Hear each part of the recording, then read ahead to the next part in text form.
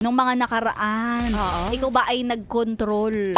Pinigilan ang sarili sa iyong mga urges? Medyo tayo dito, guilty tayo sa part na to. May mga pagkakataon at may araw na talagang hindi ko napigilan. Ay, hindi mo napigilan. Yes. Siyempre, araw ng pahinga. Oo. Kumbaga parang lahat tayo ay nandiyan dyan at nagbubulay-bulay sana. Pero iba yung nabulay-bulay.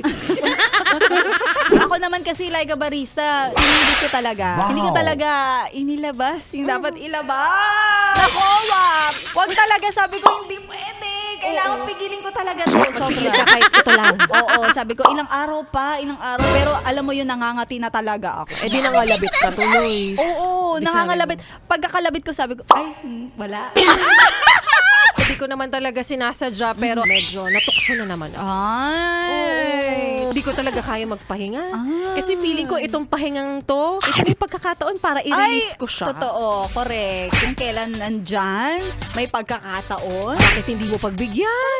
Kasi pagkatapos ng linggong to, kailan ba uli? Ay nako, kaya sa mga yaspren nating nakikinig, ano pa pinag-uusapan ninyo? Pampagising yan sa mga inaantok. Eto nga ang pinag-uusapan namin ni Laika Barista. Kayo ba nagkontrol at pinigilan nyo ba ang inyong mga sarili sa chismis? Kahit ilang araw lamang yon, kayo ba ang mga bibig nyo ay napirmi?